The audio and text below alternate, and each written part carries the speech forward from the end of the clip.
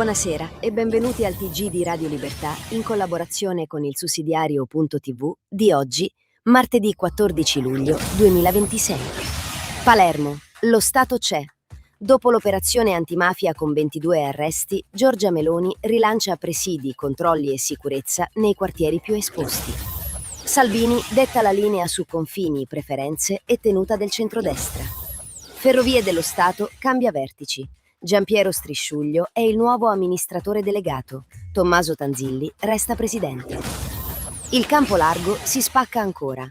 PD e 5 Stelle divisi su Ucraina, riarmo e difesa europea. Ponte sullo Stretto e porti. La Lega accelera sulla sfida logistica italiana. E infine giustizia per i Tortora. Alla Camera la proposta di una giornata nazionale dedicata agli innocenti vittime di errori giudiziari. Questi i titoli principali. Ora il resto del giornale. Palermo, lo Stato c'è. Meloni, più presidi nei quartieri.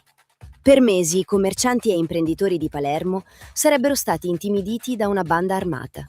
22 persone sono finite in carcere nell'operazione della Direzione Distrettuale Antimafia. Giorgia Meloni ha reso omaggio alla Stele di Capaci, poi ha presieduto in prefettura il Comitato per l'Ordine e la Sicurezza. Su esposti, maggiori controlli e il possibile impiego dei militari con la polizia. La memoria deve diventare protezione concreta per chi lavora e denuncia. Chi riporta Palermo indietro deve trovare lo Stato. Salvini detta la linea. Confini, voto e coalizione, gli obiettivi. Matteo Salvini mette in fila sicurezza, legge elettorale e centrodestra. Al TG3 afferma che la minaccia quotidiana è l'immigrazione illegale e clandestina, soprattutto quando si intreccia con l'estremismo islamico. Sulla riforma elettorale apre alle preferenze, più scelta agli elettori e meno potere alle segreterie. Infine, futuro nazionale. Chi vota con PD e 5 Stelle contro il governo, sostiene, si chiama fuori da solo. Le coalizioni si misurano in Parlamento. Ferrovie, i nuovi vertici. Strisciuglio, nuovo amministratore delegato, la squadra.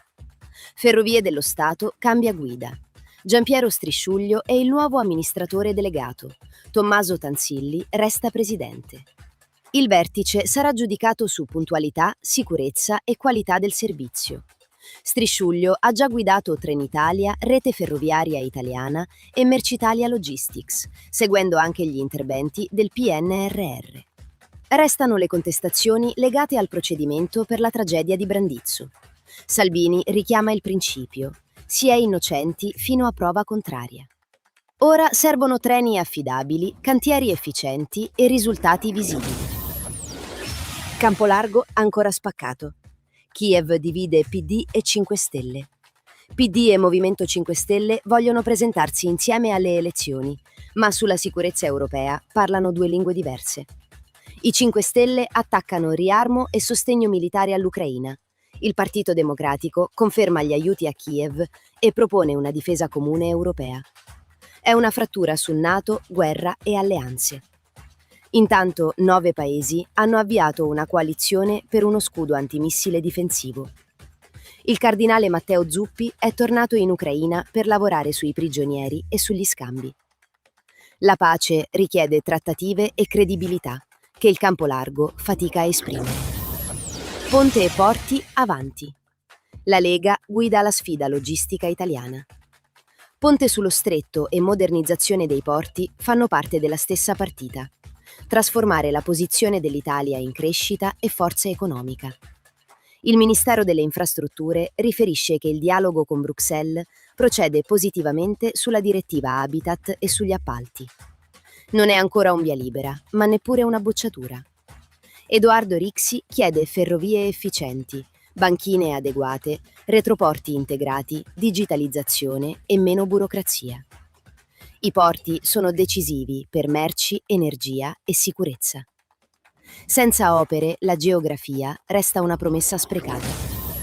Giustizia per i Tortora. Giornata per gli innocenti vittime di giustizia. Enzo Tortora è il simbolo di ciò che accade quando un'accusa diventa condanna pubblica e l'innocenza arriva troppo tardi. La Camera discute una giornata nazionale dedicata alle vittime degli errori giudiziari. Lo Stato deve ammettere i propri errori, proteggere gli innocenti e restituire dignità alle assoluzioni. Il tema si collega ai provvedimenti al Senato sulla pubblicità delle sentenze di assoluzione e sul patrocinio a spese dello Stato. Il garantismo difende le regole anche quando il processo mediatico ha già emesso il verdetto. Punire i colpevoli è indispensabile. Non distruggere gli innocenti lo è altrettanto. Radio Libertà, in collaborazione con il sussidiario.tv presenta gli approfondimenti di oggi. Il lavoro sfata il feticcio Fornero. I dati INPS sui nuovi occupati. Le sorprese. 850.000 dipendenti in più tra i 18 e i 34 anni, mentre i giovani della stessa fascia sono diminuiti di circa 230.000. È il dato analizzato da Giuliano Cazzola sul sussidiario.net a partire dal rapporto annuale dell'INPS. Un numero che mette in crisi la tesi secondo cui l'occupazione crescerebbe soltanto perché la riforma Fornero trattiene gli anziani al lavoro. Fra i giovani aumenta il rapporto tra dipendenti e popolazione. Tra i 35 e i 54 anni gli occupati diminuiscono meno della popolazione disponibile. Crescono anche i lavoratori senior, ma pesano invecchiamento demografico, presenza femminile e ricambio con generazioni istruite. Questo non assolve la legge Fornero, che ha imposto sacrifici pesanti. Significa però che la propaganda non può correggere i dati. Il presidente dell'INPS, Gabriele Fava, parla di sostenibilità come responsabilità tra generazioni. Il banco di prova è trasformare più posti in salari migliori, contratti stabili e prospettive concrete. Energia, il gioco sadico di Hormuz. Prezzi e bollette schizzano su, aziende sotto stress. Quanto costerà la crisi di Hormuz a chi fa benzina, paga una bolletta o tiene aperta un'impresa? È la domanda posta da Davide Tabarelli, presidente di Nomisma Energia, al sussidiario.net. Petrolio e gas sono tornati a salire, ma secondo Tabarelli i mercati vivono ancora in un mondo dei sogni. Le riserve hanno contenuto l'emergenza, ma le scorte petrolifere si sarebbero ridotte di un terzo. Ricostituirle significa sottrarre materia prima al mercato e spingere i prezzi. Hormuz è un'arteria dell'energia mondiale. Missili, droni e rischio militare aumentano trasporti e assicurazioni.